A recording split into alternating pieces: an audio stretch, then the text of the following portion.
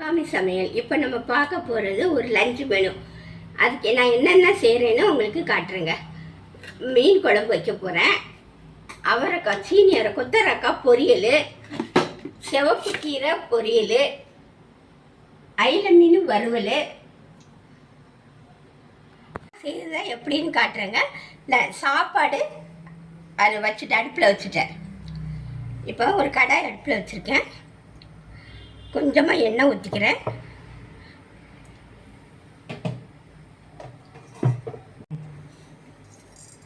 கொஞ்சம் கடுகு போட்டுக்கிறேங்க. எண்ணெய் காயிட்டு இப்போ கொஞ்சம் கடுகு போட்டுக்கிறேன். கொஞ்சம் காஞ்ச மிளகாய் போட்டுக்கிறேங்க. கொஞ்சம் வெங்காயம் போட்டுக்கிறேன்.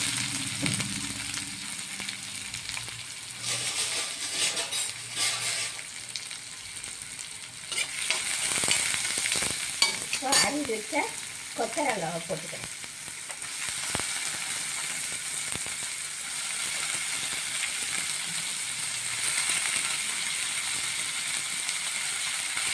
அதுக்கு தகுந்த உப்பு போட்டுக்கிறேங்க.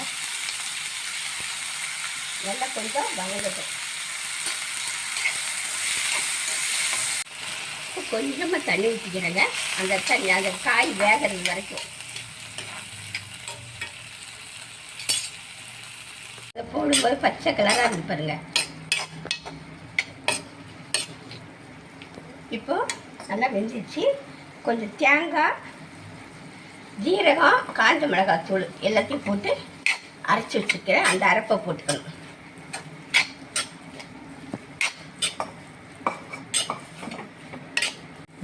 கொஞ்சம் மஞ்சத்தூள் போட்டுக்கிறேன்.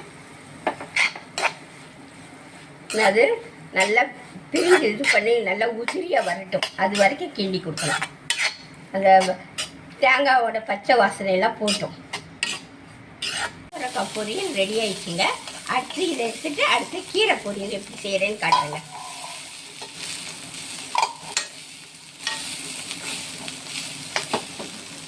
இப்போலாம் கொஞ்சம் எண்ணெய் ஊற்றிருக்கேங்க. 2 காஞ்ச மிளகாய் போட்டுக்கிறேன்.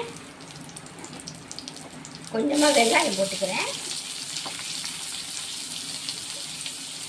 நறுக்கி வச்ச கீரையை போட்டுக்கிறேன்.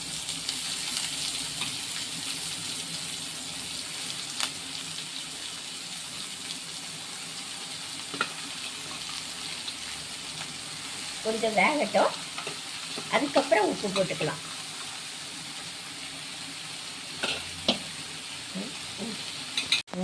இப்போ கொஞ்சம் ஒரு 1/4 கிளாஸ் தண்ணி ஊற்றிக்கிறேங்க. கொஞ்சம் கீரை வேகிறது வரைக்கும் அப்படியே வேகட்டும். பாருங்க, போடும்போது கீரை எவ்வளோ நிறைய இருந்தது. இப்போ கம்மியாயிடுச்சு பாருங்க. இப்போ அதுக்கு தகுந்த உப்பு போட்டுக்கிறேன்.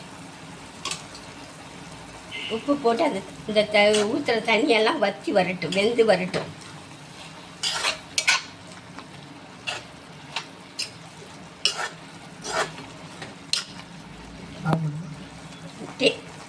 டெய்லி ஒரு கீரை சாப்பிட்றது உடம்புக்கு அவ்வளோ நல்லதுங்க. இப்போ தேங்காயும் காஞ்ச மிளகாய், ஜீரகம் வச்சு அரைச்சி வச்சுருக்கேன். அதே அரைப்பை போட்டு எங்கள் ஊரில் இந்த மாதிரி தான் அரைப்போம். எந்த பொரியல்னாலும் இந்த மாதிரி தான் அரைச்சி போடுவோம். தேங்காய் எல்லாமே இருக்காது. பாருங்க, சாதமும் வெந்துச்சு. இந்த 2 பொரியல் பண்ணுறதுக்குள்ள சாதம் வெந்துச்சு. சாதத்தை கற்றுக்கிறேங்க. பொரியலும் ரெடி ஆயிடுச்சு. அடுத்து மீன் குழம்பு வைக்கிறது எப்படின்னு காட்டுறேங்க. இப்போ மீன் குழம்புக்கு தேங்காய், கொஞ்சம் பூண்டு, 2 பல்லு பூண்டு, கொஞ்சம் மிளகு, சாம்பார் வெங்காயம் இதெல்லாம் எடுத்து வச்சுருக்கிறேன். அதோட மிக்சி ஜாரில் போட்டுக்கிறேன். நான் அதனால் அந்த ஜார்லேயே போட்டுக்கிறேன்.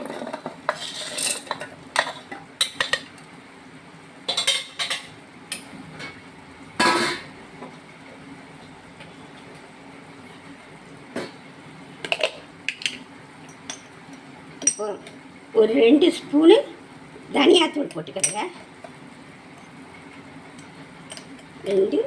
ஒரு 2.5 ஸ்பூன் போட்டுக்கிறேன்.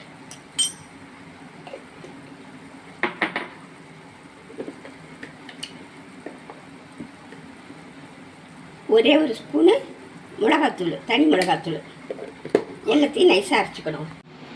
இப்போ இந்த மாதிரி மஞ்சள் தூள் கொஞ்சம் போட்டுக்கிறேங்க. இப்போ இந்த அரைச்சி வச்ச அரைப்பு இப்படி தான் நைஸாக அரைச்சிக்கணும். அது எல்லாத்தையும் போட்டுக்கிறேன். இது எல்லா பதார்த்தமே நாகர்கோவில் ஸ்டைல் பதார்த்தம் தாங்க.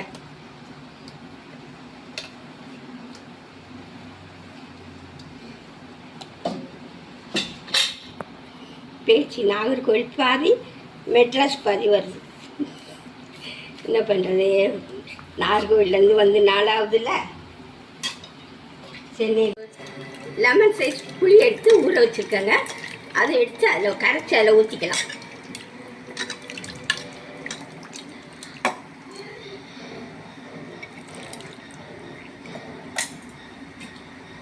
இதுக்கு தகுந்த உப்பு போட்டுக்கிறேன். இந்த மிக்ஸி கழுவுன ஜார் கழுவுன தண்ணி எல்லாத்தையும் ஊற்றிக்கிறேன். ஊற்றி நல்லா கலந்துக்கிறேன்.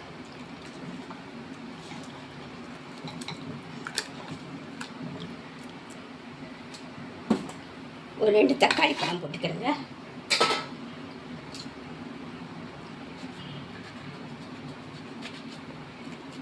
ரெண்டு பச்சை மிளகாய் போட்டுக்கிறேன்.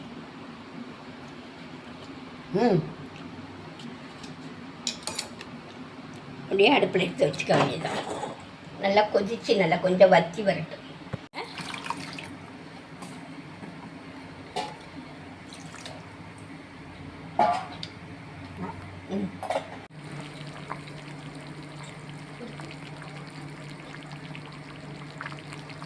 நல்லா மீன் கொதிச்சிச்சு, நல்லா வெந்துச்சு. இப்போ கொஞ்சம் கருவேப்பிலை போட்டுக்கிறேங்க. இப்போ கொஞ்சம் நல்லெண்ணெயில் ஊற்றி அதில் வெங்காயம் போட்டு வதக்கியிருக்கேன், வெந்தயம் போட்டு தாளிச்சிருக்கேன். அதை எடுத்து ஊற்றிக்கிறேன். நல்லா ஒரு கொதி வந்தோடனே இறக்கிட வேண்டியதாங்க. அடுத்து மீன் வறுக்கிறத காட்டுறேங்க. அது அடுத்து தனியாக வச்சுட்டாங்க, எடுத்து வச்சுட்டேன். இப்போ மீன் எடுத்து வச்ச மீனை இப்போ ஒரு சட்டி அடுப்பில் வச்சுருக்கேன். எண்ணெய் ஊற்றிருக்கேங்க, ஊற்றிருக்கிறேன்.